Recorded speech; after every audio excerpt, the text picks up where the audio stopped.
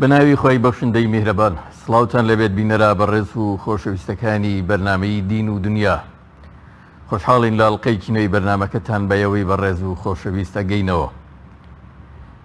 بسم الله الرحمن الرحیم. كتب عليكم القصاص في القتلى. خۆی گەورە لە قورآنی پیرۆزدا ئەوەمان پێ فەرمێ لەم ڕۆژانەشدا و لە کۆمەڵگەی ئێمەدا بە تایبەت هەندێک حاڵەت ئەتوانین بڵێن بۆتە دیاردەش لە ڕێژەی کوشتن تۆمارەکرێ ڕۆژانە بۆتە دیاردە و ترسێکی لە دڵی خەڵک و دانیشتوانی هەرێمی کوردستاندا دروست کردووە. لە هەرێمی کوردستانیشدا سزا و یاسای لە سێدارەدان بەرامبەر کوشتنەوە و تاوانی کوشتن ڕاگیراوە و هەڵپەسێردراوە. خەڵکی هەرێمی کوردستانیش لێرە و لەوێ لێیان دەبیسترێ کە ئارەزوومەندی گەڕانەوەی جێبەجێکردنی ئەو سزا و یاسایان لە هەرێمی کوردستان بۆی چیدی ئەو تاوانانە کەم ببنەوە و نەمێنن. با بگەڕێینەوە بۆ شەریعەتی ئیسلام و قورآنی پیرۆز بزانین ئەم بابەتە لە ئاینی پیرۆزی ئیسلامە چۆنە و چۆن باسی لێوە کراوە و چارەسەری ئەم گرفتە لەکوێدایە. بۆم بەڕێسا لە بەرنامەی ئەم جارەدا لەگەڵ بەڕێز پرۆفیسۆر دکتۆر خالید محەممەد ساڵح مامۆستای زانکۆ گفتوگۆەکەین بە گەرمی بە خێراتنی بە ڕێزیانەکەی. دکتۆر بەخێر بن. جەنابتان. کاک دکتۆر وەک لە ئاەتەکەدا ئاەتە پیرۆزەکەدا هاتووە خۆی گەوراوەمان پێ فەرمێ قیساس لە مانە زاراوەی و زمانەوانیەکەی چیە گەێنێ؟ بسم الله الرحمن الرحيم. الحمد لله والصلاة والسلام على رسول الله وعلى آله وصحبه ومن والاه.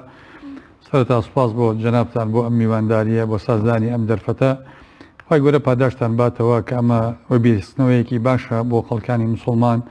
بۆی کە ئێمە دایمەن بگەڕێنەوە بۆ حکمە شەرعیەکان و سەروەری شەریعەتی ئیسلامی پارێزراو بێ لە ناخۆ هەزری هەمومانە و یاساناسانیش یا دەسەڵاتیش دائیمەن مەفروزە بگەڕێتەوە بۆ پیرۆزیەکانی میلەت و ئەو ئەحکامانی کە دادوەری جێبەجێ ئەەکەن. طبعاً قیساس لە ڕووی زمانەوانیەوە لە زمانی عەرەبیە کە هاتووە بە معنای هاوشێوە بوون دێ یا یەکسانیکردن دێ یا ئەتوانیش بڵێ بەو معنایش دێ کە تۆ شوێن پێی شتەیەک هەڵگریتەوە وەکو خۆی بەو معنایی کە تاوانبارەکە یعنی پەیوەستبوون لە نێوانمانە زمانەی و زاراوەیەکە ئەوەیە تاوانبار چی جێبەجێ کردووە چی کردووە بەرامبەر تاوان لەسەر کراو هەمان شتی بەرامبەر بکرێتەوە. ئەمە لە ڕووی زمانەوانیەوە لە ڕووی زاراویشەوە هەر هەمان معنای هەیە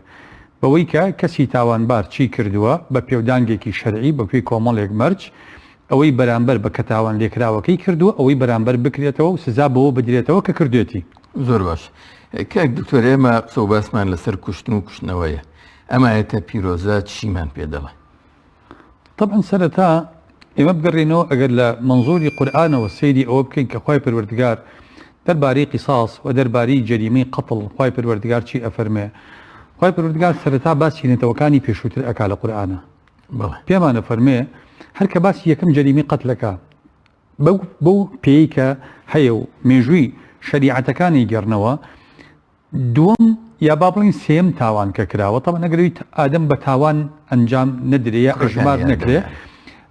یەکەم تاوان شەیتان کردی ئەو بوو سوژدەی بۆ ئادەم نەبێت. دووەم ئەوە بوو ئادەم لە دارەکەی خوارد کە خوای پەروەردگارە فەرمێ فەنەسی یعنی ئەگەر نیسیان بێکەواتە بە تاوان ئەژبەر ناکرێت. دووەم تاوان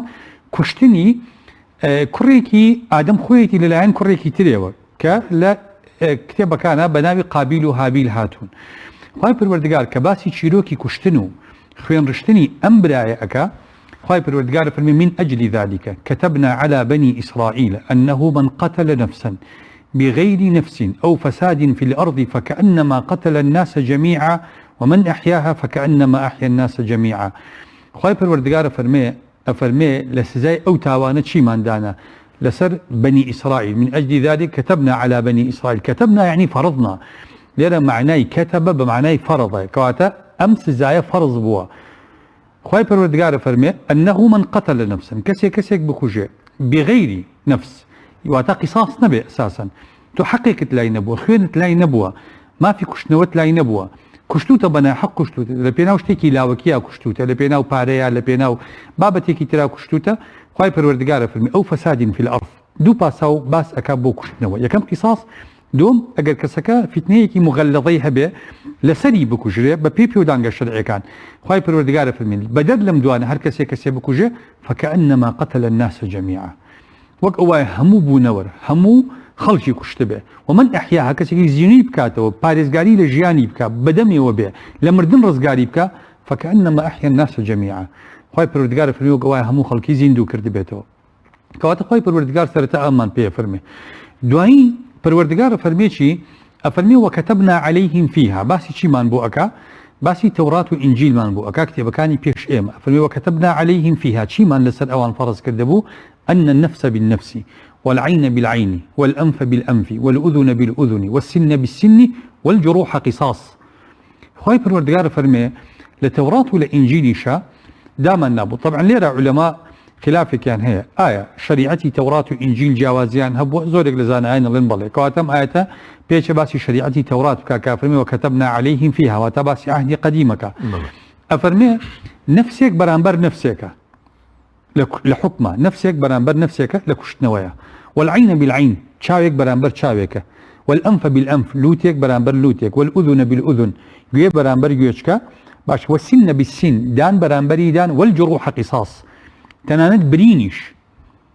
احتیمالی تۆڵە لێسەرنەوەی هەیە بە هەمان ئەو شێوەی ئەو برینەی کە کردوێتی. ینی قیساس تەنها لە کوشتنا نییە. قیساس تەنها لە کوشتنا نییە، نەخێر، مەفهومێکی قاسرە. قیساس بریتێ لە تۆڵە سەرنەوە و عەرزم کردی لە کەسی تاوانبار بەو شێوازەی کە تاوانەکەی پێ ئەنجام داوە بەرامبەر بە کەسی تاوان لەسەر کراو. کەواتە تەنها لە قەتڵانی ئەمی خوای پەروەردگار بۆ ئێمەی تەسویرەکە تەنها لە مەسەلەی قەتڵانیە. پاشان خوای پەروەردگار کە دێتە سەر شریعەتی ئێمە، خوای پەروەردگار پەیامێکی زۆر هەڕەشە ئامێز ئەدا. خوای گەورە پەنامان با. خوای گەورە ئەفەرمێ ومن یەقتل مؤمنا متعمدا، هەر کەسێک ئیماندارێ مەفروض هەموو قاتیلەکان ئەمە تێ بگەن و ئەوانیشی تەبیتی نیەتی قەتلەکەن، ئەوانی بەرنامەی کوشتنی خەڵکیانەیە، ئەوانی کوشتنی خەڵک بەکەم ئەزانن، ئەوانی لە پێناو پارەیە خەڵکە کوژن. ئەوەی وا ئەزانێ ئەگەر کەسێک سوڵحی بۆ بکاو ئەگەر پشتی قایم بێ لە سزای دنیا دەربازی بوو لە سزای قیامەتیش بە هەمان شێوە ئەبێ، پەروەردگار ئەم پەیامی پێ ئەدا. ئەفەرمێ ومن یەقتل مؤمنا متعمدا، هەر کەسێک ئیماندارێک بەناحەق بکوژێ، ئەفەرمێ فجزاؤه جهنم خالدا فيها. خوای گەورە پەنامان با، تۆ لەم دنیاە چەند ئەژی لە پێناو چی کوشتت؟ 50 60 70 100 ساڵەژی تۆ لە جەهەنەم. خوا فەرمێ خالیدن فیها، بە هەمیشەی بۆ عمرێکی هەتایی سزای ئەو قەتڵە ئەچێژی. ئەفەرمێ وغضب الله عليه، خوا غەزەبیشی لێ ئەگرێ. ولعنه، خوای پەروەردگار لعنەتیشی لێەکە. ئەوجا تۆ تەسەور بکە ئین سەیری بە چەند خوای گەورە تەغلیظ عقوبەیەکە. ومن يقتل مؤمنا متعمدا فجزاؤه جهنم، سزاکەی دۆزەخە. هەر دۆزە خۆی بێ بەس نییە، خالیدن فيها، بە هەمیشەی تیا ئەمێنێتەوە. وغضب الله عليه، خوا غەزەبی لێ ئەگرێ. وأعد له عذابا عظيما ولعنه وأعد له عذابا عظيما. خوا لعنتي ليك، يعني كسك لعنتي ليك خوای پەروەردگار واتا لقيامت رحمي خوا شمولي ناکا. پێغەمبەری خوا فەرمێ صلی الله عليه وسلم رحمي خوا 100 بەشە، یەک بەشی لەسەر زەوی مەخلوقات تەراحمی پێ ئەکا، هەموو مەخلوقات نەک تەنها گروی مرۆڤایەتی، یعنی تەنانەت مێرو تەنانەت ئاژەڵەکان درڕندەیە کە بەزەی بە بەچکەکەیەتەوە بەشێک لەم 100 بەشەی ڕەحمی خوای بەرکەوتووە. 99 بەشی ڕەحمی خوا بۆ قیامەت خوا ئیخاتەکار بۆ ئیمانداران. ئەم کابرای ئەو 99 بەشی ڕەحمەتی خوا کە خوا ئەفەرمێ وەسیعت كل شيء، شمولی ئەو ناکە، ئەو نابێ بەو شەیەی کە ڕەحمەت شمولی ئەکا. ئەم هەموو سزایە بەرامبەر کە کوشتنێک هەیە، باشە سزایەک لەلایەک کوشتن لە لایەکی دیکەوە. ئەمە ڕێزگرتنە لە مرۆڤ، لە بەهای مرۆڤ، لە نەفسێک یان ستەم لێکردنیەتی. ئەمە خوای پەروەردگار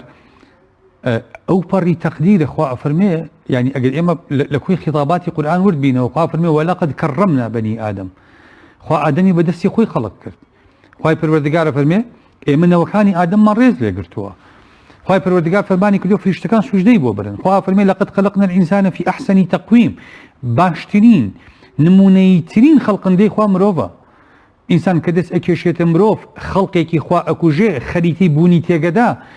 خوای پەروەردگار لەسەر ئەمەیە، کەواتە ئەمە لوتکەی ڕێزگرتنە لە بەهای مرۆڤایەتی مرۆڤ. مەسەلەی قیساس دوای دێمە سەر مەسەلەی حکمەتەکەی. زۆر باش. ئەمە ئێستا لەسەر ئەوە قسە بکەین کە عقوبەی ئەم کەسە خوای پەروەردگار کە باسێکە خوای پەروەردگار ئەگەر ئەم کابرای بیریش لەوە بکاتەوە لە سزای دنیا دەربازێ بێ خۆ مردن نزیکە وەکو صالح بە قەومەکەی ئەفەرموو إن موعدكم الصبح أليس الصبح بقريب بۆ مردن نزیک نییە لەو کەسەی کە قاتیلە لەو کەسەی کە خوێنی خەڵک بە هەدەر ئەدا پێغمبەری خوا فەرمێ صلى الله عليه وسلم فەرمێ لا يزال المؤمن في ساعة من دينه ما لم يرتكب دما حراما ئەفەرمێ ئینسانی ئیماندار چەند تاوان بکات دینەکەی بەبەرێوە ئەمێنێ ما لم يرتكب دما حراما تا خوێنی ناحەق نەڕژێ کە خوێنی ناحەقی ڕشت وەکو بڵێ دینی بەبەرێوە نامێنێ دینی نامێنێ کابرا ئەو نەعقوبەکەی سەختە هەر بۆیە خوای پەروەردگار کە دێتە سەر شریعەتی پێغەمبەر صلی الله عليه وسلم و شریعەتی ئەم ئومەتە خوای پەروەردگار بە ئێمەش ئەفەرمێ كتب عليكم القصاص في القتلى كتب يعني فرض چۆن پێمانە فەرمێ كتب عليكم الصيام چۆن پێمانە فەرمێ كتب عليكم القتال پێشمانە فەرمێ كتب عليكم القصاص کەواتە یاسا هەڵاگەکە ئەگەر بێت ئەم قیساسە ڕابگرێ حاڵی میلەت بەو شێوازەی لێ دێ کە ئەمڕۆی لێ هاتووە کابرا ئەگەر بزانێ ئەکوژرێتەوە لەوەی کە کەسێک بکوژێ ناشی دەست ناکێشێتە خوێنی خەڵک نەک لەبەری ڕەحمی بەو ئەکا ڕەحم بەخۆی ئەکا لەبەر خوا فەرمێ كتب عليكم القصاص کەس ناتوانێت ئەم یاسایە تاعتیل کە هیچ دەسەڵاتێک هیچ یاسایەک ناتوانێت ئەم قانونی خوا تاعتیل کە ئێمە وەکو ئیماندار ئیمان بە مەم شریعەتە هەیە کە خوا پێوانە فەرمێ كتب عليكم القصاص في القتلى ئەو جا خوای پەروەردگار فەرمێ الحر بالحر والعبد بالعبد والأنثى بالأنثى خوای پەروەردگار دیاریە کە طبعا لێرە کە خوا ئونثا لە حورجا ئەکاتەوە بەستەکە چییە سەبەبی نزولی ئاەتەکە وا ئەخوازێ عەرەبەکان کاتی خۆی عەرەبە دەشتێکی و خێڵەکەکان کە شەڕیان بکردایە لە جاهیلیەتە ئەو قەبیلەی کە بە قووەت وایە ئەی ئافرەتێکمان لێ بکوژن پیاوێکتان لێ ئەکوژین عەبدێکمان لێ بکوژن حوڕێکتان لێ ئەکوژین کێ مناڵێکمان لێ بکوژن گەورەیەک ڕیشپیەکتان لێ ئەکوژین خوای پەروەردگار ئەفەرمێ نا یعنی یا یانیچێکمان لێ بکوژن دەتان لێ ئەکوژین والحاصل ئیسرافیانە کرد لە تۆڵەکردنەوەکە خوای پەروەردگار بەو شێوازە تەصنیفی ئەکا واتە تۆ چەند لێ ئەکوژراوە ئەوە ئەکوژیتەوە دوای خوای پەروەردگار تەوزیح حەدا بەمە توضيح هذا بما كأفرمي ولكم في القصاص حياة خوای پەروەردگار باسی چیەکە باسی ئەو مانبووەکە كأن النفس بالنفس دوای ئەوەی ئەم ئاەتەمان بۆ دێنێتەوە خوای پەروەردگار دێتەوە سەر چی دێتەوە سەر ئەوەی نفسێک بە نفسێکە لەوەی کە ئەفەرمێ ومن يقتل مؤمنا متعمدا مرج نییە يعني صيغەکە تەغلیبە بەڵام ئافرەت بێ یا پیاو بێ کوشتن هەر کوشتنەوەیە شمولی عقوبەکە ئەکا کە خوای پەروەردگار باسێکە من ویستم لەسەرەوە ڕاوەستین یعنی ئەم پۆلێنکردنە ڕەگەزیە بۆچیاوا زەق کراوەتەوە ئایا تەنهامە بەس لەو هۆکارە بووە کە ئاەتەکەی بۆ نازڵ بووە یان ئێستش پێویستە لە بەرچاو بگیرێ ئەگەر ڕیار بێ کە قیساس جێبەجێ بکرێ بەڵام ئایا ئەگەر هاوشێوە نەبوو ینی پرسیارەکە من بەسم ئەمە بوو ینی چی لێ دێ ئەو کات ئاخر هاوشێوە بوون لێرە طبعا ژن و پیاو بە هاوشێوە لە قەڵەمە دێن نفسن نەک ژن و پیاو تۆ تەسەور بکە بۆ نمونە ئەم تەفسیرێکی هەڵەیە تەفسیرێکی قاسیڕە چکە خوای پەروەردگار کە فەرمێ أن النفس بالنفس والعين بالعين أن النفس بالنفس تەواو خوای پەروەردگار ینی تەنها پۆلێنکردنەکە مەبەستی ئەو ڕووداوی تەنها ئەو ڕووداوە بووە کە کاتی خۆی بەڵێ نەریتێکی ئەو سەردەمە بۆ خوای پەروەردگار ڕەدی ئەداتەوە بەوەی کە تۆ کەسێکت لێ ئەکوژتە کەسێکە کوژیتەوە ژنێکت لێ ئەکوژێ ژنەکە ئەکوژیتەوە ژنێک بە پیاو ناکوژیتەوە پیاو بە ژن ناکوژیتەوە قاتیل کێ جانی کێ ئەو بکوژەرەوە ئەوان کاتی خۆی ئیسرافیانە کرد خوای پەروەردگار تەنزیمی ئەم حاڵەتە جاهیلیەتە ئەکا بەوەی کە قیساس بەم شێوازە خوای پەروەردگار دایناوە پاشان خوای پەروەردگار کە دێتە سەر مەسەلەی قیساسەکە خوای پەروەردگار مەجالێک دەهێڵێتەوە یعنی ئێمە ناڵێن قیساس ئینتیقامە قیساس بریتە لە يعني تینوێتی بۆ خوێن ڕشتن بۆ تۆڵەسەنەوە نا قیساس مەسەلەی تحقیقی عەدالەتە خوای پەروەردگار کا فەرمێ ولكم في القصاص حياة يا أولي الألباب لعلكم تتقون ئەم مەفهومە لە قیساسە ولكم في القصاص حياة قیساس حياة لەکوێ قیساسە هەیە کوشتنەوە لەکوێ حياة هەیە چونکە ئەگەر کەسی قاتل کەسی خوێن ڕێژ بزانێ کە ئەمڕۆ ئەو ئەکوژێ بەیانی خۆی ئەکوژرێ ئەو ناکوژێ بەم شێوازە ژیانی هەردووچیان ڕزگار بوو کوژراوەکە ژیانی ڕزگار بوو چونکە بکوژەکە دەستی تێی ناچێ بکوژەکە ژیانی ڕزگار بوو چونکە ئەگەر ئەزانی لە تۆڵی کوژراوەکە ئەکوژرێتەوە نایکوژێ کەواتە بۆیە خوای پەروەردگار فەرمێ ولكم في القصاص حياة ئەنجا ئەم حياتە خوا بۆ بە نەکیرە ئەیهێنێ طبعا نەکیرە لەم سیاقەیە بمعنى تعظيمه بمعنى تفخيمه يعني حياتك كريم حياتك هادئ نك هم حياتك ولكم في القصاص حياة ئینسانەکان بۆ ئەوەی بە ئارامی بژین بۆ ئەوەی کەس لە ژیانی خۆی نەترسێ ئەم ئاەتانە کۆی ئاەتەکانی کە هاتووە وە کۆی فرموودەکانی پێغەمبەری صلی الله عليه وسلم لەسەر ئەم بابەتە ینی فرموودەکان کە شیتاڵی یا شرۆڤەی ئاەتەکانەکەنەوە پێغەمبەری خوا فەرمێ صلی الله عليه وسلم ئەفەرمێ العمد قەوت بەعەمدی طبعا ئێمە کوشتن کە دین پۆلێنەکەین خۆ قیساسمان لە هەموو جۆرێک کوشتنا نییە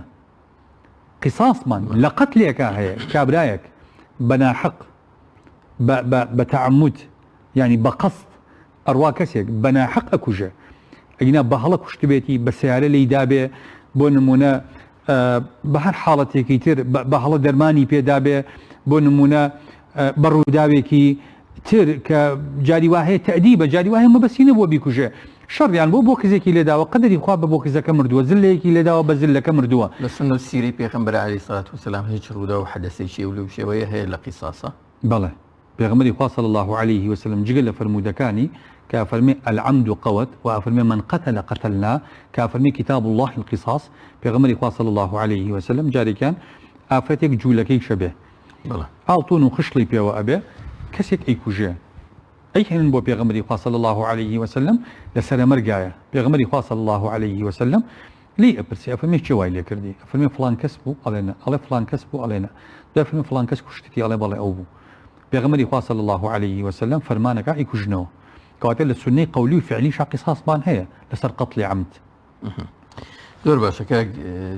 دکتۆر کەواتە بفەرموو درێژە بدە بە جۆرەکانی کوشتنەوەی کە بڕیارە قیساس بکرێتەوە یان نەکرێت ئەم قیساسی کە ئێمە بەبەستمانە و مەفروضە کۆمەلگا ئاگەی لێ بێ و ئێمە گرفتارین بەدەستێەوە ئەمڕۆ قیساسی عەمدەکەیە قەتڵی عەمدەکەیە چونکە خەڵک لە قەتڵی خەتە کێشەی نییە قەتڵی خەتە ئینسانە و ئینسان متەوەقعە مەسەلەن من سیارەیەکم پێیە ئەدەم لە سیارەیەکی تر سیارەیەکم پێ سیارە تایی ئەتەقێ سیارە ئیسۆپیتیان نامێنێ سیارە کابرا لە تاسەیەک لە ئەدا لە کەسێک ئەیکوژێ بۆ نمونە لە ڕاوە فیشێکی ناوە بە ئاژەڵێکەوە بەرکەسێشکە کەوتووە کوشتێتی فیشەکە و تەقەی خۆشی کردو بە ئاسمانە بەرکەسێک کەوتووە مەسەلەن کەسەکە بەم فیشەکە مردووە بۆ نمونە نیشانی ناوەتەوە بەرکەسێک کەوتووە مردووە والحاصل دکتۆرێکە بە هەڵە عملیاتێکی کردووە نەخۆشەکە مردووە هیچ کام لەمانە ئەمانە پێیان ئەوترێ قتل تفسیرێکن بۆ یا قتلی خەتەن یا قتلی شوبهە عەمدن هیچ کام لەم دوانە بابەتی ئێمە نییە چکە قیساسی تیان نییە ئێمە قیساس لە بابەتێکایە کە کابرایەک مەسەلەن شروطەکانی قیساس چییە ئەگەر ئێمە بمان لەسەر مەرجەکانی قیساس هەڵوێستە بکەین جارێ ئەبێ ئەو کەسەی کە قەتڵەکەی کردووە قەتڵەکەی عەمد بێ بەچی ئەزانین قەتڵەکەی عەمدە بەوەی ئەو چەکەی بەکاری هێناوە لە کوشتنەکەیە ئەگەر زلەی لێدا بێ پێی مردبێ ئەگەر بەردێکی کێشا بێ بە قاچا پێی مردبێ ئەمە شەرتی قەتڵی عەمدی تیان نییە چکە عادەتەن خەڵک بە زلە نامرێ حدثەکەی حەزرەتی موسى بەڵێ بالضبط وەگوڵ حەزرەتی موسى فەوەکەزەوە موسى فقضى عليه بەردێک با بە قاچا بۆ نمونە نامرێ کەواتە خاڵی یەکەم زین ئەو چەکەی بەکاری هێناوە لە کوشتنەکەیە ئەبێ چەکێک بێ مومیت بێ عادەتەن بۆ نمونە تەقەی لێ کردووە یا بۆ نمونە سەری بڕیوە یا بۆ نمونە لە شوێنێکی زۆر بەرزەوە پاڵی پێوە ناوە کەوتۆتە خوارەوە ئەمانە مومیتن عادەتەن دووەم ئەبێ ئەو شوێنی کە بەرکەوتەکەی مەقتەل بێ بۆ نمونە کەسەکە شەڕی کردووە لەگەڵیا ئەم سیلاحی پێ بووە تەقەی لێ کردو بەڵام تەقەکە فیشەکەەکانی ناوە بەبەر پێیەوە فیشک بەرکۆنکری دیابەر قیرەکەوێ و هەڵەگەڕێتەوە ئەیدا لە شادەمارێکی ئەی بڕیا ئەیدا لە سەرسنگی ئەیکوژێ ئەمەش بە قەتڵ حسێب ناکرێت چکەم بیویستایە بیکوژێ خۆی فیشەکەی ئاراستی سەردڵی یا سەریە کرد فیشەکی بەرپێ هەڵیش بگەڕێتەوە فیشەکەکە بیکوژێ ڕاستە ئەداتەکە قاتیلە بەڵام لە مەقتەلی نەداوە ئەم دواتر بەرمەقتەل کەوتو ئەمە قەدەرە کەواتە بێ ئەمانە صفەی عەمدیەتی تیابێ اینجا کابراش ئەوەی لە قانون ناپێوتە مع سبق الإصرار والترصد کابرا ویستی بێتی بیکوژێ ئەمە یەکێکە لە مەرجەکانی ئەو قەتڵی کە قیساسی تایە یعنی ئەوەی ئێمە ئەیبینین بۆ نمونە کەسێکە و ئەڕوا و دەمانچە لە کەسێک دەرەهێنێ و یا لەسەر کۆمەڵێک پارە ئەیبا و ئەیکوژێ و کامێراکان جوان پیشانی ئەدەن ئەمە قەتڵی عەمدە چونکە ئەم دەمانچێ و ئاراستەکردنی ئەم دەمانچێ بۆ ئەو شوێنانە مەقتەلن خاڵی دووەم ئەم کەسی کە تاوانەکەی بەرامبەر کراوە ئەبێ ئەم کەسە کەسێک نەبوو بێ قەرزاری خوێن بوو بێ مەهدوورە دەم نەبێ ئێمە پێڵێن لە شەریعەی ئیسلامیە واتە کەسێکە خوێنێکی ماسوومی هەیە تۆ چ حەقێکت لای هەبوو کوشتت باوکی کوشتووی برای کوشتووی مەسەلەن چ حەقێکی خوێنت لای هەبووە ئەگەر حەقی خوێنت لای هەبووە یا ئەگەر بە قەزایەکی شەرعی کوشتوتە یعنی گریمان من لە دەسەڵاتێکی تەنفیزیا ئیشەکەم دەسەڵات بە لە محکەمەیەکی عادل بڕیاری داوا بە کوشتنی کەسێک من ئەیکوژن بەپێی فەرمانەکەی دەسەڵات ئەمە قیساسی تیان نییە چونکە ئەم قەتلە عودوان نییە قەتڵێکە بە حەق پۆلێنێک ئەم کەسەش مەهدورە دەم نییە چونکە قەزایەکی شەرعی خوێنی بەها دەرداوە و جێتی با بکوژرێ ئەو کەسە کەواتە خاڵی دووەم ئەبێ ئەم کەسە معصوم بێ خاڵی سێم ئەبێ قاتیلەکە عاقل و بالغ و مکلف بێ شێت قەتڵی عەمدیش بکاری ناگێنێ قیساس لەسەر شێت نییە مناڵ قەتڵی عەمدیش بکا ناکوژرێتەوە چونکە شعوری نییە ئیدراکی نییە تێناگا لە معنای قەتڵ و قیساس چییە کەواتە قەڵەمی تەکلیفی لەسەر نییە کە پێغەمبەری خوا فەرمێ صلی الله عليه وسلم رفع القلم يعني رفع قلم الإثم عن ثلاث سێ کەس قەڵەمی تاوان لەسەریان ئیش ناکە کە قەڵەمی تاوان لەسەریان ئیش نەکا قیساسیشی لەسەر نییە خاڵێکی ترکە گرنگە ئێمە بیزانین لە مەرجەکانی قیساس ئەوەیە کە ئەبێ وەرەثەی مەقتول هەمیان داوای قیساس بکەن یعنی ئێمە جاری وا هەیە خەڵکێک لە نەشارەزایی خۆی واتی ئەگا کە خوای گەورە باسی قیساسەکە کەسێکی کوشت یەکسەر سواسەری بە بیکوژێرەوە شتیوانی لە دینی خوایە ئێمە ئەڵین عقوبە شەرعیەکان هەن بەڵام عقوبە شەرعیەکان کۆمەڵێک پەرژینی هەیە بەم پەرژینانە جێبەجێ ئەبن ناکرێ هەر کەسێ بێ خۆی بێ بە مفتی بۆ حاڵی خۆی با براکەیشت کوژرا بێ بۆ نمونە کەسێک برایەکی کوژراوە یا باوکی کوژراوە ئەمان 6 بران بەتەنیا ئەم مافی کوشتنەوەی کەسەکەی نییە ئەبێ 5 براکەی تر هاوڕا بن لەسەر کوشتنەوەی ئەکرێ هەندێک جار ڕێگری دروست ببێ لە بەردەم قیساسە بەتەکید زۆر جار نەک هەندێک جار خوای گەورە خۆشی ویستێتی ئەم ڕێگریانە دروست بێ عقوبەکەی داناوە بۆ قاتیلەکە بۆ ئەوی لی بترسی هەڕەشەکەی داناوە بەڵام لە هەمان کاتە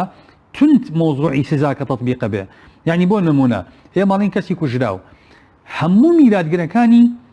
ئەبێ کۆک بن لەسەر کوشتنەوەی بکوژەکە چەند برای هەیە دایکی کە میراتگرێتی باوکی کە میراتگرێتی ژنەکەی کە میراتگرێتی ئەبێ کۆک بن ئەگەر مناڵی هەبێ بێ مناڵەکانی کۆک بن مناڵی نەبالغی هەبێ نابێ بکوژرێت تا مناڵەکانی خلافێک هەبوو لەو بارەیە تەواو خلافەک ئەگەر خلافە بوو برایەکیان وتی ئەیکوژم برایەکیان وتی کاکە من نایکوژم خوێنی لێوەرەگرم قیساس ساقطە یەکێک لە میراتگرەکان هاوڕا نەبێ لەسەر کوشتنەوەی قیساسی لێ ناکرێت کەواتە خاڵێکی تر لە مەرجەکان ئەوەیە کە ئێمە ئەبێ هەموو وەرەثەی کوژراوەکە کۆک بن لەسەر کوشتنەوەی و کەسی نەبالغیان تیان نەبێ هەمویان بالغ بن بۆ ئەوەی ڕێیان وەربگیرێ ئەگەر بالغ نەبوو کەسێک و حەقی ڕێی هەبوو ئەبێ چاوەڕێکین تا بالغ بێ ئەو جا چارە نووسی بکوژەکە دیاریەکرێ کەواتە ئەمە خاڵێکی ترە لە شەرتەکان خاڵێکی تر پێویستەکە قیساس وەلی ئەمر بە ئاگاداری ئەو بێ عولەما تقریبا جمهوری عولەما لەسەر ئەوەن کە قیساس بەبێ ئاگاداری بەبێ ڕەزامەندی ئەوەی ئێمە ئێستا پێڵین محکەمە قەزای شەرعی بەبێ ئاگاداری ئەو نابێ بکرێتەوە فەوزا دروست ئەبێ هەر کەسێ و هەڵسێ بە شوبهەیەک بە گومانێک جاری ئێمە بێ یەقینمان بۆ دروست بێ کە قاتیل کێیە وەنیە چی ئەم یەقینە دروست ئەکا ئەبێ شاهد هەبێ ئەبێ ئێمە ئیثبات مثبیتاتی قیساسمان هەیە چۆن جەریمەی قەتلێکە موجبە بۆ قیساس ئیثباتە بێ ئەوانە چین لە ئیسلامە یەکەم ئەبێ کابرا خۆی اعتراف بکە کابرا خۆی بێ بڵێ کاکە من کوشتم دووەم ئەبێ دوو شایەت بن لەسەرەوەی کە فعلا بینیمان بە چاوی خۆمان کە ئەو کوشتی بەم مواسەفاتەش کوشتی بە سیلاحێکی قاتیل کوشتی سیلاحەکەی وار و تێکرد ئەمە بەم شێوازە کوشتێتی خاڵێکی تر ئەکرێ بۆ نمونە ئێستا ئێمە کامێرەکانی چاودێریمان هەیە ئێستا ئێمە بەسمەی وراثیمان هەیە ئێستا ئێمە کۆمەڵێک تحقیقاتی جینایی ترمان هەیە ئەکرێ بەمانش ئیثبات بێ ڕاستە ئەمە لە قەرائینی شەرعیە باز نەکراوە بەس ئەمانش هەر بەڵگەی شەرعین کەی ئیثبات بوو ئەم قەتلە ئەو قەتلەیە کە خەڵکی تیا ئەکوژرێتەوە حتا ئەگەر لەڕێی کامێرەی چاودێریە بێ و شایەت نەبێ ئێستا کامێرەکان وەکو شایەت حسێبیان بۆ ئەکرێ ئەگەر هاتوو کامێرەکان قەرینەی بە قووەت بوون یعنی قەزایەکی شەرعی خەڵکی خەبیر گوتی ئەمە هیچ مەجالیتیانی ئەم کەسە قاتیلە یا بۆ نمونە لە ڕێی بەسمەی وراسی و تحقیقی حیمضی نەوەوی و جینات و DNA گەشتینە ئەو نەتیجەی کە قاتیلی ئەم کەسە لە مەسرحی وقوعی جەریمەکەیە ئاثاری ئەم کەسە جێماوە و ئەم قاتیلەکەیەتی ئەمەش هەر ئەکرێ بکرێ بە وسیلەی ئیثباتی قتل کەواتە ئێمە ئەبێ قەتڵەکە بۆ ئەوەی بکوشتنەوە ثابت بێ ئەبێ قەتڵەکە دڵنیابین لەوەی کە ئەم کردوێتی خاڵێکی تر لە مەرجەکانی قیساس ئەوەی نابێ قەتڵەکە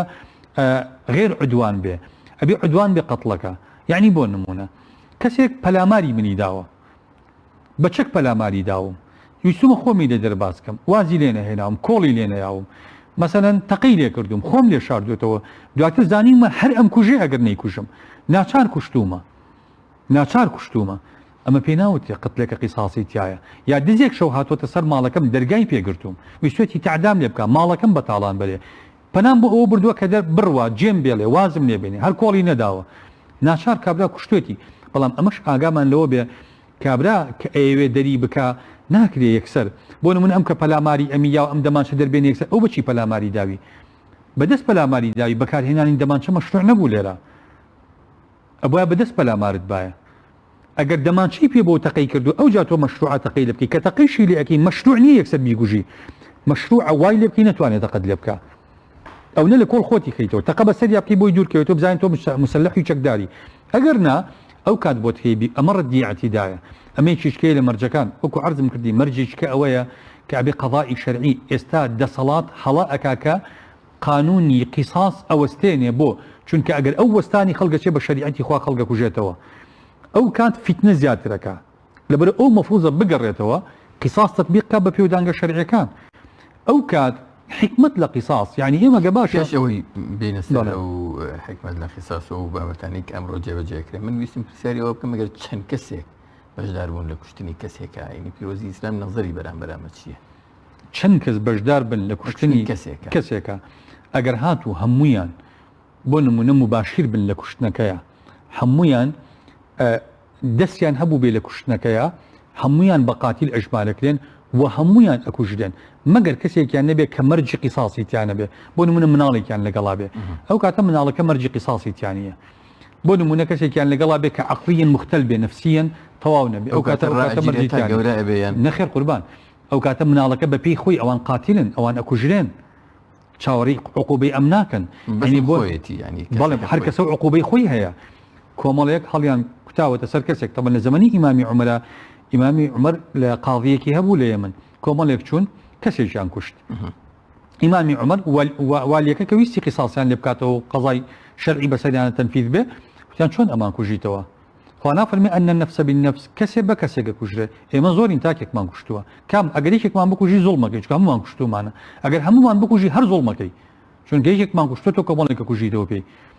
والیەکە جوابی نار بۆ ئیمامی عومەر فەرمین کێشەیەکی ئاوا هەیە إمام عمر في فرمو هميان بكوجة فوالله لو تمالأ على قتله أهل صنعاء لقتلتهم به فرمي قسم بخوا نكحوت كس أجر همو أهل صنعاء دسيان هبو بيه لرشتني خويني أو كسيا أهل صنعاء أكوجة مس خويني بيتاوانك بو أوي أما نبي بذريعة أجر أمر يجي بكريتو بو خلق أو كاتكس بتاني أنا شي خلق بكوجة دو كس دقل خويا با سي كس دقل خويا با أي كوجن ككشتيان أو كاتر خوينك دابا شكل لبيني خويانا عندك عادة لنا وكوملجا ليرو لوي لكونو تازيا ابيدي مثلا كسيك اكوجري بلام دوي بنا مالكي باجكي يدن مثلا كسيك اخوي ديار نامني والنبي مثلا رادك اما يانشون الذي اخر اما قرفتكي ايما كيما الشرعي خوا تطبيق ناكن توشي ام حالة انا ابي يعني اما بين سر حكمة كان قصاص بوشي قصاص تنفيذ به لبن اما تنفيذ به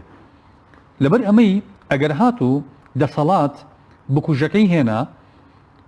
لەبەر دەمی کە سوکاری کوژراوەکەیە کوشتی بەو شێوازی کە بکوژەکەی هەمان کوژراوە کەسیشی لە دڵا نامێنێ کەسی کە باجی نادە خەڵکی بێتاوان باج نادن کێشەکەش گەورە نابێ زۆربەی کێشە کۆمەڵایەتەکانی ئێمە کە گەورە ئەبن خەمساردی دەسەڵاتە لەم کێشانەیە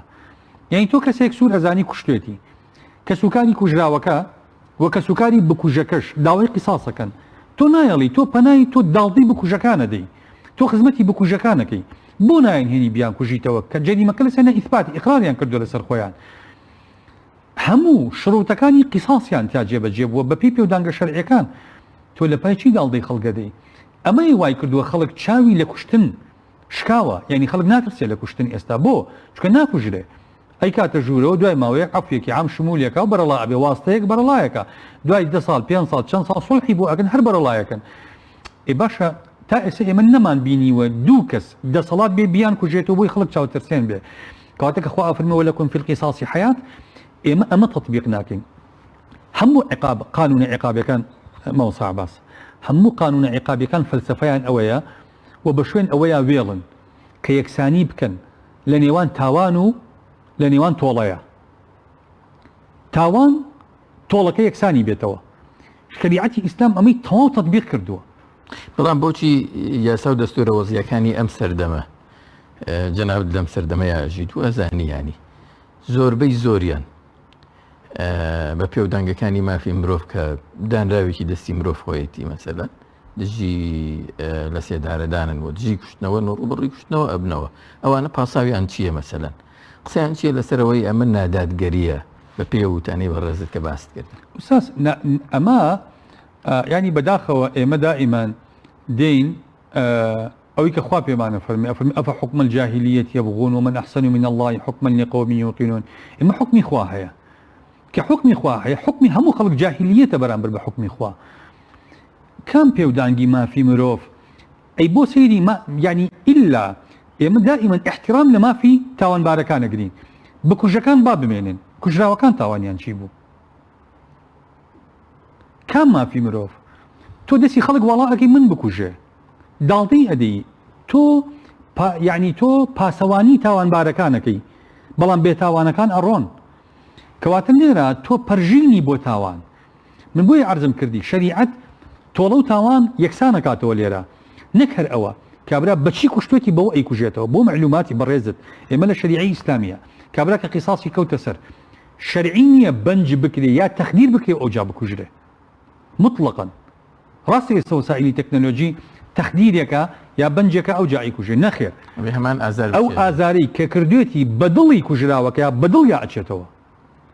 ئەو لە قەفرتێ و ئەو حاڵەتی کە بەسەر ئەوی هێناوە جا فیشەکی پێوە ناوە بەردیاوە بەسەریا پاڵی پێوە ناوە لە شوێنێکی بەردەوە ئللا مەگەر اللهم بۆ وسیلەیەکی حرام کوشتی بێتی نایکوژینەوە بە وسیلە حرامەکە بۆ نمونە بە سیحر کوشتی بێتی بۆ نمونە عارەقی کرد بە قوریا تا تاسانی بێتی خنکانی بێتی پێی بە وسیلەی حرام نایکوژینەوە بەس بەو وسیلانی کە شەرع ڕێگە پێ ئەدا بەکار بهێنرێتەوە بە هەر وسیلەی کوشتێتی بەوە ئەیکوژینەوە بۆچی کاکە من نامەوێت ئینتیقامی لێ بسەنم ئەمەوێ پێی بڵێم خەڵک مەکوژە یعنی ئەمە وەرە نەتیجەکانی سیرکە بزانە نەتیجەی فەلسەفە عقابیەکەی ئیسلام سەرکەوتووە فەلسەفە عقابیەکەی منەظەماتی مافی مرۆڤ ڕێژەی تاوان لە هەڵایسانە ڕێژەی کوشتن زیادەکە لە دنیاە وایە بۆ لەبەری خەڵک عقوبەکە یەکسان نییە تاوان و تۆڵەکان یەکسان نین لەگەڵ یەک خەڵک لە عقوبە ناترسێ کابرا پیاوە کوژە چیت بەرامبەر کردووە داڵ دەداوە بەخێوت کردووە خزمەتت کردووە دزی ئەکا چی لێ ئەەکەی ئەیکەیتە ژوورەوە سێژە بەنانی بۆ دابینی ئەەکەی خزمەتی ئەەکەی مکەیەفی بۆ دائەنەی باشە ئەمە یەکسان نەکردنە حتا هەندێک جار ئەمە زوڵمی تایە بۆ معلوماتێ زوڵمی تایە لە بکوژەکانیش کابرای بکوژی گرتووە مەدە حیادەی کاتە ژوورەوە ئەزانی چەند تاوانە ئەوە ئەزانی چەند زوڵمە تۆ کەسێکە بە زیندوی مراندووە زیندە بەچاڵکردن ئەمەیە خەڵکی کوشتووە دوو حەل کە سوکاری کوژراوەکە دێنم ئەڵم کاکە ئەمە قاتیلی کوڕەکەتانە ئەی کوژن ئەوە لە بەردەستانە نایکوژن خوێنی لێوەرگرن لە شەرعە هیچیانی لەگەڵ ناکەن ئازادیکەن ئەم سێ حەل لە حەلێکی حاسیم و قاتعە کە سوکاری کوژراوەکە ئەگەر وتیانی کوژین و بابی کوژن حەقی خۆیانە ئەگەر وتیان خوێنمان ئەوێ ئازاد دەبێ کابرا خوێنەیە و ئازاد دەبێ بەڵام تۆ کابرایەک مەدەل حەیات من خەڵکە ناسم لە سجنای ئێستا جەریمەیەکی قەتڵی عەمدی کردووە کابرا مەمنونە ئەپارێتەوە لە 15 ساڵە 16 ساڵە لە سجنام ئەڵێ ڕزام پوام ئەڵێ ئەمە ژیان نییە بمکوژن بمەنەوە دەست خاوەنی کوژراوەکە با بمکوژن کاکە یا با ئازاد بوون لە مۆزعە کەواتە ئەمە نامرۆڤانەیە ئەم عقوبەیە نامرۆڤانەیە کابرا کە تۆ ئەوە گرتووە مناڵەکەی نە ئەوەیە هەتی بێ و خەڵک خێری پێ بکە نە ئەوەیە باوەکدار بێ و باوشی خزمەتی بکە ژنەکەی نە ئەوەتەوە بێوەژن بێ و شوو بکاتەوە نە ئەوەتە مێردار و مافەکانی بۆ دابینکە یعنی ئەمە قەتڵێکی بەتیئە تۆعیکەی لەگەڵ خەڵک ئەوەی خوایکە هەندێک مرۆڤی تریش سزا ئەدەی لەگەڵەوەی کە بەڵێ تاوانەکەی خانەوادەیەک عقوبە ئەدەی تۆ لەسەر ئەمە بەڵام شریعەتی ئیسلام لەگەڵ ئەمە کاک دکتۆر تۆ ئەماشت پێکرد لە قسەکانە ینی لە ئاینی پیرۆزی ئیسلامیشە لە بەدیلی قیساسە چەند حاڵەت و ڕێگەچارەی تر هەیە مەسەلەن ئیسلام تەشخیصی کردەوە ئەوەی کە باس کرد خوێن و ئەوانە چین لێبوردن ئەسڵەن خوای گەورە ملاحەزە بکە خوا چەند بە ئەسلوبێکی نەرم ئەم مەوزوعە دێنێ کە باسی قیساسەکە باشە خوا ئەفەرمێکی فمن عفي له من أخيه شيء قاتلوا كسكاري مقتول ببرانا وبا أما چیە خوای پەروەردگار ئیستیعطافیانەکە عەطفیان ڕائەکێشێ بۆی ئەگەر ئەمەش بە عەمدی کەسەکەی کوشتووە هەر برا ئیمانێکی خۆتە لە دایرەی ئیمان باشە نەچۆتە دەرەوە مەجالی قسەمان هەیە بەیەکەوە خوا فەرمێ فاتباع بمعروف وأداء إليه بإحسان دوایە فەرمێ ذلك تخفيف من ربكم ورحمة دوای شەڕەشەکە فمن اعتدى بعد ذلك فله عذاب أليم. يعني ئەولەویات بۆ کوشتنەوەکەیە. يعني خوای پەروەردگار ئەفەرمێ لێرە نا خوای گەورە ئەولەویەت نادا بە کوشتنەوەکە، بەس خوای پەروەردگار ئەفەرمێ کوشتنەوە حەقی خۆتە. بەڵام پێش دەفەرمێ فمن عفي له من أخيه شيء، هەر کەسێک لە براکەی خۆش ببێ بڕوا بۆ دیە، خوا ئەفەرمێ فاتباع بمعروف وأداء إليه بإحسان، خطابەکە بۆ کە سوکاری کوژراوەکە و بکوژەکەیە. دوای ئەفەرمێ ذلك تخفيف من ربكم ورحمة. جاء فرمي فمن اعتدى بعد ذلك فله عذاب أليم. جاء فرمي ولكم في القصاص حياة. بزانە ئەم ئاەتە چەند جوانە، چەند هەموو جەمسەرە ئینسانیەکان، هەموو جەمسەرە قانونیەکان، هەموو جەمسەرە یعنی ئەو فەلسفەی کە لە پشت دانانی عقوبەوەیە پەروەردگار دایەنێ، بەڵام بەڕەچاوکردنی لایەنە مرۆڤ دۆستانە و لایەنە ئینسانیەکەی و وەلایەنە کۆمەڵایەتەکەیشی. بەڵام ئەوەی ئێمە ئەیکەین هیچ کام لەمانە نییە. ئێمە کابرا ئەگرین داڵدەی ئەدەین، کە سوکاری کوژراوەکە دەستیان ناگاتە، ئەو چاویان سوور بۆ داوای تۆڵە ئەکەن، ئەچن براکەی ئەکوژن، ئەچن باوکی ئەکوژن. ئێتۆ ئەم تەسلیمکە وەنیە ئەم بەرە دەستی دادگا با ئەم ئەگەر سزایەک هەیە ئەگەر ئەوان سوورن لەسەر کوشتنەوە با ئەم بکوژنەوە یا تەسلیمیان کە کێڵی کوژنەوە ئەسڵەن کێڵی ناڕۆن خوێنی لێ وەرناگرن. لەبەرەوە ئەم مۆزوعە ئێمە لە قیساس لە شەریعەی ئیسلامیە بەڕاستی ئەگەر وردەکاریەکانی وەکو خۆی مامەڵی لەگەڵ بکرێ، ئێمە بۆ نمونە شەرع ڕێگە بە قیساس نادا. جاری وا هەیە ئەگەر قیساسەکە تەسیرێکی سلمی هەبێ بۆ سەر خەڵکێکی تر، ئەنی بۆ من ئافرەتێکی حامیلە خەڵکی کوشتووە قیساسی لێ ناکرێتەوە بۆی کە حامیلەیە، چونکە لێرە قەتڵەکە سیرایەتەکە بۆ غەیری ئەو قبوڵ نییە ئەو قیساس ئەبێ و ئافرەتە لێ بگەڕێ حەملەکەی دابنێ مناڵەکە لە شیر ببڕێتەوە، ئەوجا ئەگەر مستحقی قیساس بێ و کە سوکاری کوژراوەکە ئیلا داوای قیساسکەن بکوژرێتەوە. یا جاری وا هەیە قیساسەکە ممتەنیعە. چۆن قیساسەکە ممتەنیعە؟ بۆ نمونە کەسی کوژراو کە کوژراوە بکوژەکەی ئەمرێ دوای ئەو تەواو قیساسەکە ممتەنیع بوو. دکتۆر گەر کەمێک لەسەر لێبوورنەکە ڕاوەستین لێخۆش بوون، یەکەم کێ مافی لێخۆشبوونی هەیە، دووهەم ئایا هێنان ئارای لێخۆشبوون بابەتی لێخۆشبوون لەو کەسی کە بکوژە حکمەتی کوشتنەوە لە دینە کە جەنابەت بەو دوور و درێژە باست کرد مەسەلەن سفر ناکاتەوە، بۆچی هێنراوە لە بەرامبەر کوشتنەوەیە؟ جارێ ئەوەلان کێ مافی ئەوەی هەیە کە لێی خۆش بێ عەرزم کردی هەموو میراتگرەکان ئەبێ پێکەوە داوای کوشتنەوە بکەن، یەکێکیان لێی خۆش بێ مافی کوشتنەوە نامێنێ، یعنی یەک کەس ناتوانێت ئەوە بکات. نەخێر هەر کەسیش بیکە تعزیرێک لێ شەرعەن، مناڵی قیساسی لێ ئەکرێتەوە بەس شەرعەن تعزیرێک لێ، چونکە یەکەم صلاحیەتی یاسا ئەشکێنێ، یاسایە قەزایەکی شەرعی مەفروض بۆکو عەرزم کردی قەزایەکی شەرعی دوای لێکۆڵینەوە پێمان بڵێ کە ئەمە مستحقی قیساسە، ئەم نەچوایە بەسەر ڕۆی بیکردایە. دووەم ئەبوایە هەموو خاوەن مافەکان لە کوشتنەوە ڕەزامەند بوونایە لەسەر کوشتنەوە، مادەم قاسیریان تایە بالیغەکان ناتوانن بە ناوی قاسیرەکانەوە بڕیاری کوشتنەوە بدەن. کوڕێکە کوژراوە باوکی هەیە و مناڵیشی هەیە، باوکی کوژراوەکە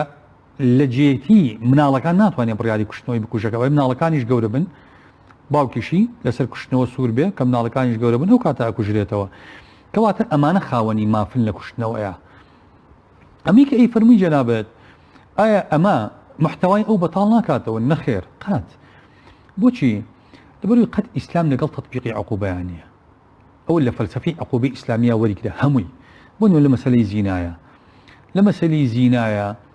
چۆن زینایەک ئیسپاتە بێت کە کابرا ڕەجمەکرێ یا ژنێک ڕەجمەکرێ لەسەری،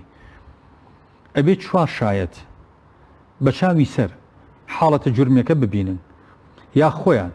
بێن چوار جار ئیقرار بکەن لەسەر خۆیان. ئەم دوو حاڵەتە هەردووچیان دوو حاڵەتی شوبه مەحاڵ نین، زۆر شوبه مەحاڵن، یعنی کابرایەک ئەگەر هەبێ حاڵەتێکی وا دوول لە ڕووی حاضری ئینسانێک ئەو نەبێ ئابڕوو بوو بێت چوو بێ لە جەمعێکا کارێکی وای کردی بێ کە خەڵکێک کە چوار کەسیان ئامادە بوون بێن شایەتی لەسەر بدەن، خۆلەوانێت چیل کەس بینی بێتی، ئەگەر بینی بێتیان و نێن شایەتی لەسەر بدەن تطبیقی عقوبەکە نابێ. خۆیان مەسەلەن یەکێکیان هاو ئیقراری کرد، ئیقرارەکەی بەس لەسەر خۆی ماڵە، ئەگەر ئافرەتەکە هاوتی من زینام کردو لەگەڵ فڵان کەس، ئیقرارەکەی بەس حجەیە لەسەر خۆی حجە نییە لەسەر بەرامبەرەکەی، ئەگەر ئەو ئینکاری کرد. لەبەر ئەم مۆزوعانە یعنی ئێمە کە ئەڵێن شەرع کە عقوبەدا ئەنێ مەبەستی نییە عقوبەکە تطبیقکە، بەڵام مەبەستێتی عقوبەکە هەبێ بۆچی بۆ ڕەدع و زەجر بۆ ئەوەی تاوانبارەکان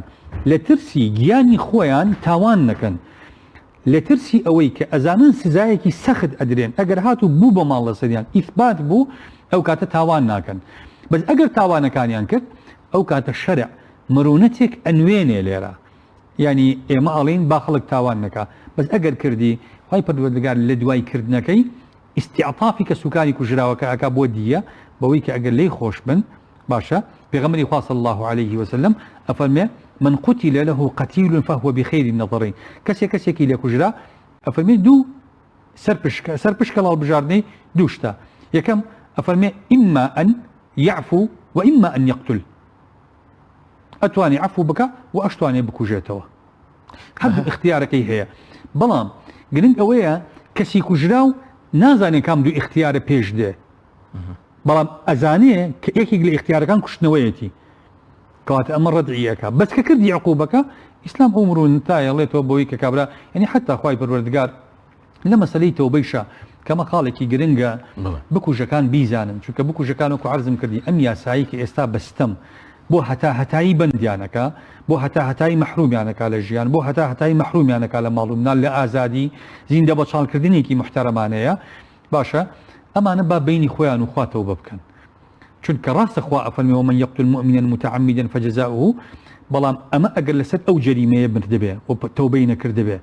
بەڵام لە ئاەتەکەی ترا کە خوای پەروەردگار فەرمێ والذين لا يدعون مع الله إلها آخر ولا يقتلون النفس التي حرم الله إلا بالحق أفرمي ولا يزنون ومن يفعل ذلك يلقى أثاما يضاعف له العذاب يوم القيامة ويخلد فيه مهانا إلا من تاب وآمن وعمل عملا صالحا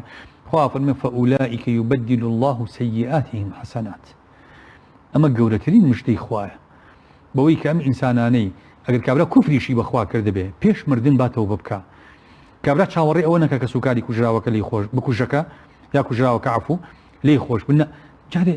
یەکەم شت وەرە بۆ لێ خۆشبوونی خوا خوایەکی گەورە و میهرەبانت هەیە دەست لەم کردەوە خراپە کۆتاکە کەسێکت کوشتۆمەی کە بە دوانت کوشتۆمەی کە بەسییان بگەڕێرەوە بۆ لای خوای پەروەردگار تەوبەیەکی سادقانە بکە حەقی کوژراوەکە چی بووە کە سوکاری کوژراوەکە حەقیان لە خوێن تا هەیە خۆت ڕادەستیان بکە ئەگەر ویسیان با بتکوژنەوە چونکە قیامەت گرنگترە پێغەمبەری خوا صلی الله عليه وسلم دائما لەم حاڵەتانەیە نەسیحەتی کردوون نەسیحەتی بکوژەکان نەسیحەتی و کەسانی کە حەدیان چۆتە سەر فەرمیەتی قیامەت هەیە قیامەت هەیە یعنی ئێستا ئەمەت بەلاوە بە هەند نەبێ خەڵکت کوشتووە خۆت ڕادەستیان بکە کوشتیانیتەوە مادەم تۆ تەوبەت کردووە قیامەتێکت هەیە و خوایەکی بەخشندت هەیە خوا وعدی داوە ئەتبورێ لێت خۆشە بێ بەڵام بەردەوام بوون لەسەر تاوان خەتەرە ئینسان لەسەری بمرێت ئەو کات ئەوەیە کە خوا فەرموون یقتل المؤمن متعمدا فجزاؤه جهنم تەوبەنەکە ئەو عقوبەکەیەتی خوای گەورە پەنامان بە کەواتە ئەو کەسانیشی لە سجنان با بگەڕێنەوە بۆ لای خوای پەروەردگار ئەو کەسانی کە قەتڵیان کردووە و غەیری خوا یا خۆیان کەس نازانێ با بڕۆن خۆیان تەسلیمی دادگای خوا بکەن لە دنیاە با چاوەڕێ نەکەن با چاوەڕێی دادگای قیامەت نەکەن پێغەمبەری خوا صلی الله عليه وسلم فەرمێ من أعان على قتل امرئ مسلم ولو بشطر كلمة أفرمي كسيك دەستباری کوشتنی مسلمانێک بێ بە نیو کەلیمەش بە ئیشارەتێک یعنی بەس تەنها وتبێتی بیکوژن یا بە ئیشارەتێکی دابێ کە دەی بیکوژن یا تەقی لێ بکەن پێغەمبەری خوا فەرمێ جیء به يوم القيامة مكتوب بين عينيه آيس من رحمة الله لە قیامەت ئەیهێنن لە ناو چاوانی نووسراوە ئەمە ڕەحمی خوا شمولی ناکە خوای گەورە پەنامان بە کە ڕەحمی خوا شمولی کەسێکی نەکرد خەڵک لە قیامەت بە ڕەحمی خوا ئەچنە بەهەشت کەس بە عەمەلی خۆی ناچێت تەنانەت پێغەمبەرانیش ئەم کەس ڕەحمی خوا شمولی ناکە کەواتە مادەم ئەمڕۆ هەلێک هەیە فرسەتێک هەیە کە ژیانی دنیاە کە خوای پەروەردگار بۆ تاقیکردنەوەی ئێمەی دروست کردووە هەر تاوانێکمان کردووە بەرامبەر بەخوا بەرامبەر بە خەڵک با تاوانەکە ئەمڕۆ لی بینە دەرەوە من لە کۆتا با بڵێن دەرفەتی بەرنامەکەیە تەنها ئەوە پرسم ئەگەر کەسێک ئەم ستەمە لە خۆی بکە خۆی بکوژێتەوە قسەی دین لەسەر ئەمە چیە؟ طبعا خۆکوشتن هەر قەتڵە هەر شەرعی نییە و کەسێک خۆی بکوژێ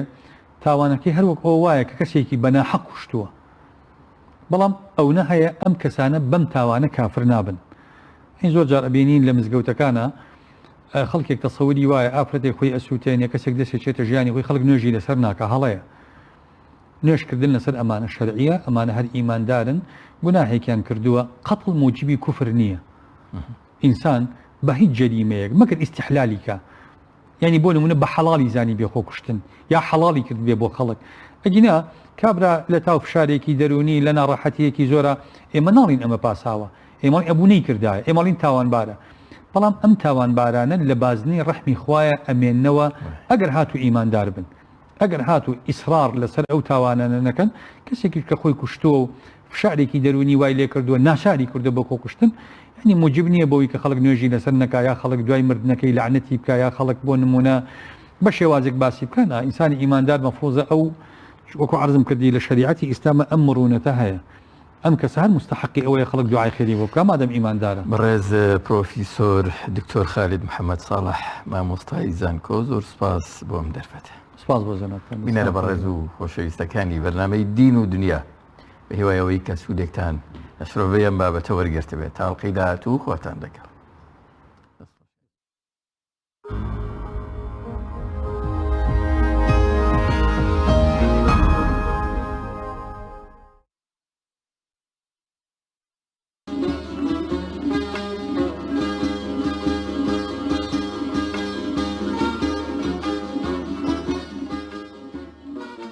هاتوینەتە شوێنەوارێکی مێژووی ئەوەی شوێنەواری خەنەسە پاشای ئاشووری سەنا خەرب یا سەنحاری دروستی کردووە بە بۆنەی تاوابوونی پرۆژەیەکی گەورەی ئاودێریەوە 13 کیلۆمەتر لە باکووری خۆرهەڵاتی شارۆچکەی شێخان لە ڕووی ئیداریەوە سەر بە پارێزگای دهۆکە لە سەدەی یەکەمی زایانیشە هەندێک کون کراوەتەوەینەکە ئەکیل ئاوت ئەمە دیارە خەڵوەتگای هەندێک لە ڕاهب و پیاوە ئاینەکانان بەشێک لە سەرچاوەکانی ژێرە بە هاوین هەواری سەنحاریبی پادشای ئاشووری دەناسێنێت. ئەم جۆرە کەناڵانە لە وڵاتی ئورارتووە زۆر باو بوون یا احتیمال زۆرە وەستای ئورارتیان بەکارهێنابێت بۆ ئەم جۆرە بینایە و ئەم جۆرە کەناڵان. خەرەندێکی کەم هەیە لە سەرەتای دۆڵەکەیە شوێنەوارەکان جۆرێک لە جۆرەکان لە خەرەندەکە هەڵکەندراوە 3100 ساڵێک بەر لە ئێستەی تەمەن ئاماژە بە ناوی خەنەس کراوە.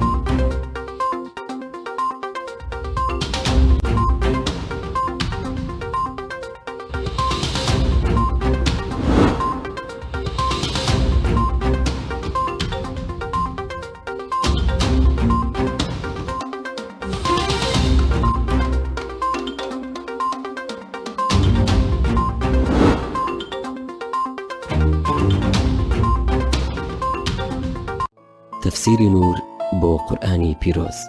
تەفسیری نور لە نووسینی عەبدوڵڵا محەممەد داود سەنگاوی و لە 6 بەرگ و بە چاپێکی جوان و ئەڵتوونی کەوتە بەردیدی خوێنەران. 6 بەرگی تەفسیری نور پێک دێت لە 3000 لاپەڕە کە بە تەکنیکێکی پێشکەوتوو چاپ کراوە. لە تەفسیری نوردا مانای ئاەتەکان بە شێوەیەکی ڕوون و ڕەوان ڕاوەکراوە.